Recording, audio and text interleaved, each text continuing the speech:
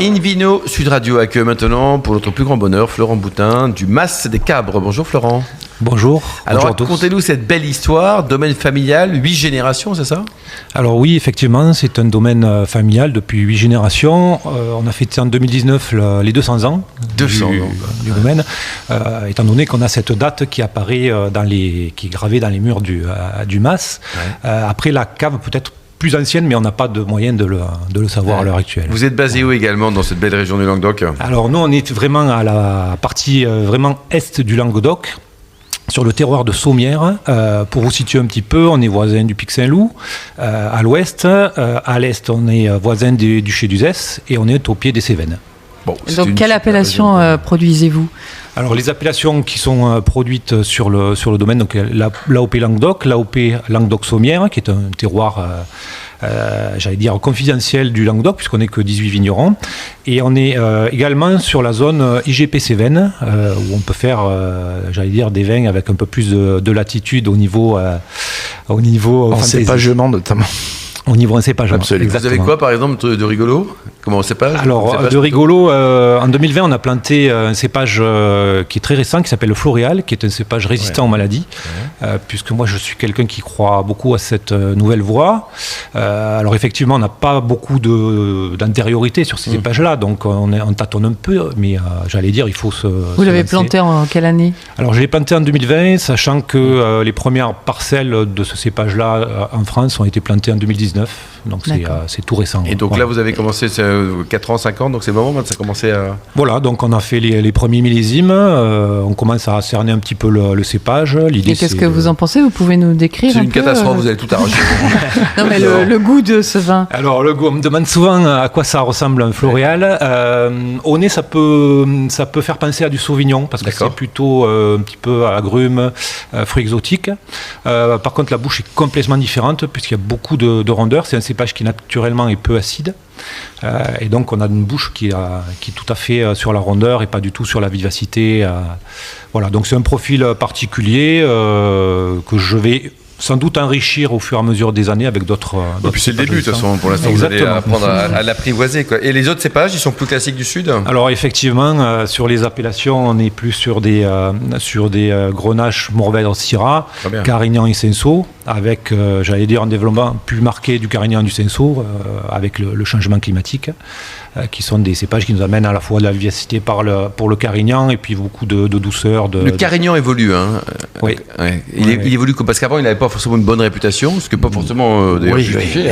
Il était traité différemment, parce que c'était planté dans des zones de la plaine. Voilà, c'était plutôt planté dans des zones de plaine avec des rendements qui pouvaient atteindre plusieurs centaines de... Voilà, donc forcément on n'avait pas... hectolitres à l'hectare. Il n'y avait pas une bonne réputation, et pourtant c'est super bon Philippe. La réputation, c'était que ça a donné des vins simples, finalement peu alcoolisés à l'époque. Oui, tout à fait. Mais qui correspondaient bien au marché.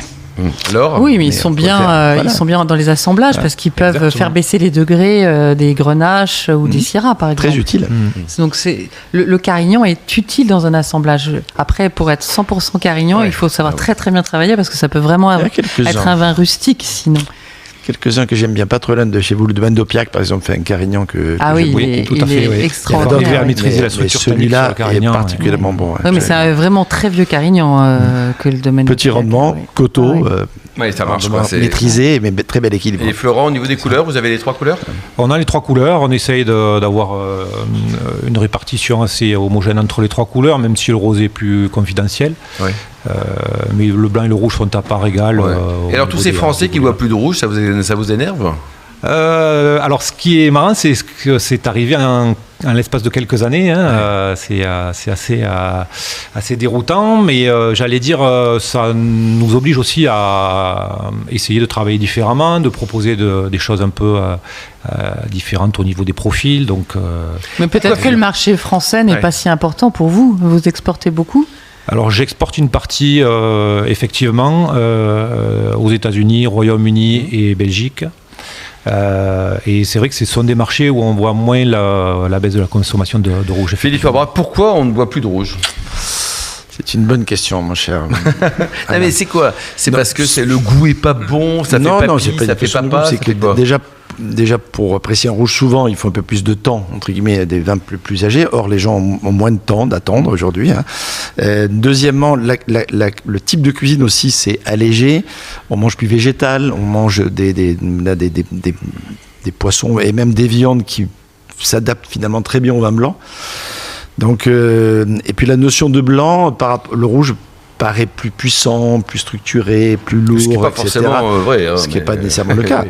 Mais alors que le blanc paraît plus frais, plus léger, et ça correspond plus à la mentalité d'aujourd'hui. Oui.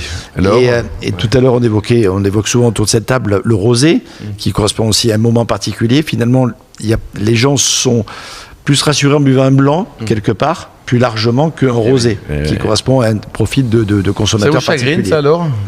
Oh non, je trouve que j'adore observer ce qui se passe. J'ai écrit récemment pour Le Monde un article sur les vins de Cahors qui se blanchissent. Enfin, en tout cas, le territoire de Cahors donne de plus en plus de part aux plantations de blanc.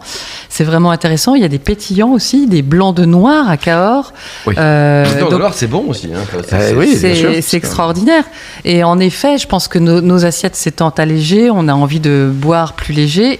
Et puis, le réchauffement climatique fait que les degrés des rouges ont tellement augmenté que il y a une lourdeur dans les rouges. Par rapport à nos palais européens, c'est pas forcément en face, quoi. La gamme de prix au Mas des Cabres, ça va de combien, Florent ? Alors, la gamme de prix va de 8 à 18 euros. Oui, donc c'est super raisonnable, quoi. Vous avez une cuvée très, très haut de gamme aussi ? Vous avez fait votre vin de garage à vous ? J'ai une cuvée qui correspond à une situation parcellaire de Marne caillouteuse, donc qui s'appelle Libre Pensée, qui correspond à des terroirs à sol peu profond. Oui. Et je pensais historiquement, quand j'ai lancé la cuvée, que ça allait donner des choses assez opulentes, assez riches. Et contrairement à ce que je pensais, il y a beaucoup de finesse et de longueur en bouche. Et quand on passe dans la région, qui est une belle région, encore une fois, on peut venir vous voir ? Tout à fait. Vous êtes ouvert au public, vous êtes sympa, vous faites visiter, une petite dégustation, tout ça ? Exactement, il peut y avoir des visites de vignobles, de la cave, prendre un moment pour discuter et puis déguster, bien sûr. Et vous accueillez combien de touristes par an, on va dire, de nos touristes en tout cas ? C'est difficile à dire. C'est difficile à dire. Je compte pas, mais c'est vrai que c'est. Il y a un flux régulier. Il y a un flux régulier, alors qui est très lié aux fluctuations de température. C'est-à-dire que les jours froids ou pluvieux, le caveau est calme. Les jours chauds, alors là, tout le monde veut sortir, tout le monde veut faire des repas. C'est comme à la plage. Et les restaurateurs de la région du Languedoc jouent le jeu, c'est-à-dire qu'ils mettent en avant vos vins aussi, comme on peut trouver dans d'autres régions comme la Savoie par exemple ? Oui, tout à fait. On a la chance d'avoir des restaurateurs qui sont partenaires avec nous. Puis vos vins sont super bons, quoi. À Montpellier, il y a quand même pas mal de restaurants dynamiques pour la viticulture locale. Oui, complètement. Et ils mettent en avant vos vins et ils mettent en avant nos vins, tout à fait. Génial. Il y a un site internet, une adresse pour venir vous voir, Florent ? Le site internet, donc c'est www.masdescabres.com. Vous trouverez toutes les informations. Merci beaucoup, Florent Boutin, Languedoc Auto, Kevin Fouché, Philippe Orbach.